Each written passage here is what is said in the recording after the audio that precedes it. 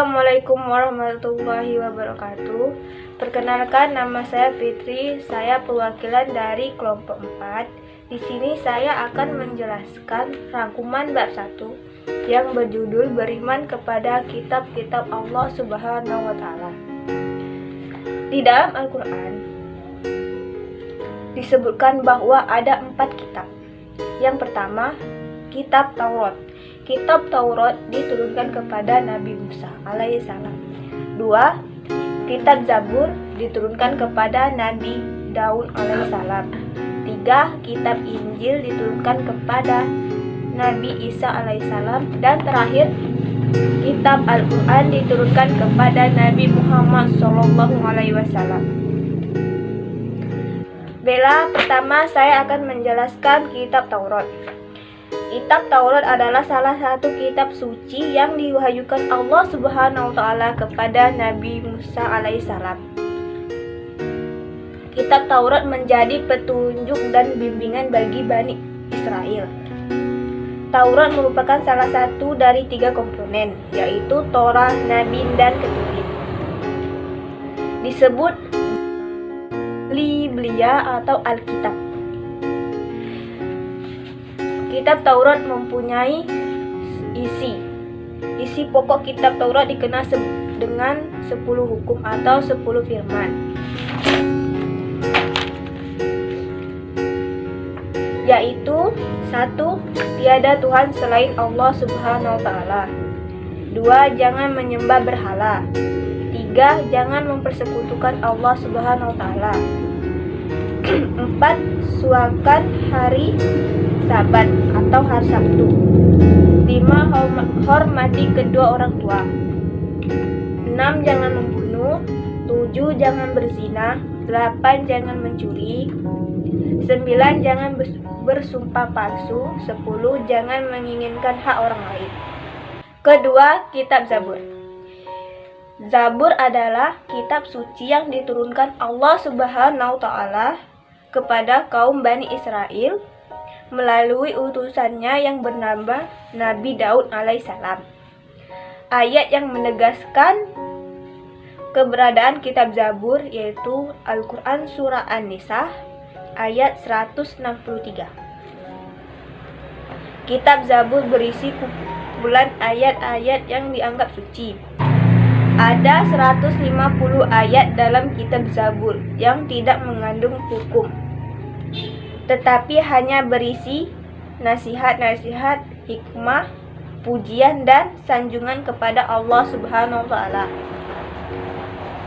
Nyanyian rohani dalam kitab Zabur terdiri atas 5 macam, yaitu 1.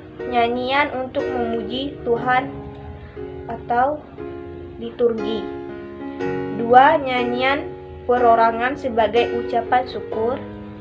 3. Ratapan-ratapan jamaah. 4. Ratapan dan doa individu. 5. Nyanyian untuk raja. Ketiga, kitab Injil. Kitab Injil diwahyukan oleh Allah Subhanahu wa taala kepada Nabi Isa alaihissalam.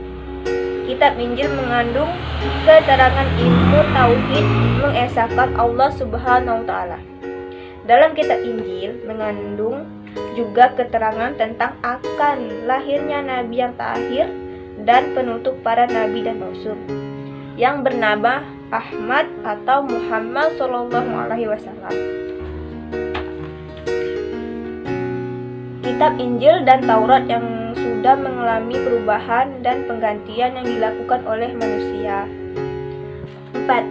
Kitab Al-Quran. Al-Quran merupakan kitab suci yang diturunkan Allah Subhanahu wa taala kepada Nabi Muhammad SAW melalui malaikat Jibril. Al-Quran diturunkan tidak sekaligus, melainkan beransur-ansur. Al-Quran diturunkan selama kurang lebih 23 tahun atau tepatnya 22 tahun, 2 bulan, 22 hari. Al-Quran terdiri atas 30 juz, 114 surah, 6.236 ayat, 74.437 kalimat dan 325.345 huruf. Wahyu yang terakhir turun adalah Al-Quran Surah Al-Maidah ayat 3. Ayat tersebut turun pada tanggal 9 Zulhijjah tahun 10 Hijriah di Padang Arafah. Intisari Al-Quran. Al-Quran yang diwahyukan kepada Nabi Muhammad SAW menghapus sebagian syariat yang tertera dalam kitab-kitab terdahulu dan melengkapinya dengan tuntunan yang sesuai dengan perkembangan zaman. Al-Quran merupakan kitab suci terlengkap dan berlaku bagi semua umat manusia sampai akhir zaman. 1. Nama-nama lain Al-Quran. A. Al-Huda, artinya Al-Quran sebagai petunjuk seluruh umat manusia. B. Al-Furqan, artinya Al-Quran pembela antara yang baik dan yang buruk. 3. Asy-Syifa, artinya Al-Quran sebagai penawar atau obat penenang hati. Az-Zikr, artinya Al-Quran sebagai peringatan adanya ancaman dan balasan. E. Alkitab, artinya Al-Quran adalah firman Allah yang dibukukan. 2. Isi Al-Quran. Akidah atau keimanan. B. Ibadah, baik ibadah mahdah maupun gairu mahdah. C. Akhlak, seorang hamba kepada Khalik, kepada sesama manusia dan alam sekitarnya. D. Muamalah, yaitu hubungan manusia dengan sesama manusia. E. Kisah, yaitu cerita Nabi dan Rasul, orang-orang soleh dan orang-orang yang ingkar. F. Semangat mengembangkan ilmu pengetahuan. 3. Keistimewaan Al-Quran. A. Sebagai petunjuk dan rahmat bagi orang-orang yang beriman dan bertakwa. B. Sebagai informasi kepada setiap umat bahwa Nabi dan Rasul terdahulu mempunyai syariat, aturan, dan caranya masing-masing dalam menyembah Allah Subhanahu wa Ta'ala. C. Al-Quran sebagai kitab suci terakhir dan terjamin keasliannya. D. Al-Quran tidak dapat tertandingi oleh ide-ide manusia yang ingin menyimpangkannya. E.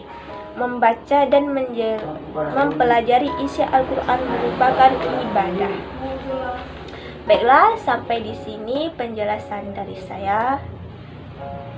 Saya akhiri. Wassalamualaikum warahmatullahi wabarakatuh.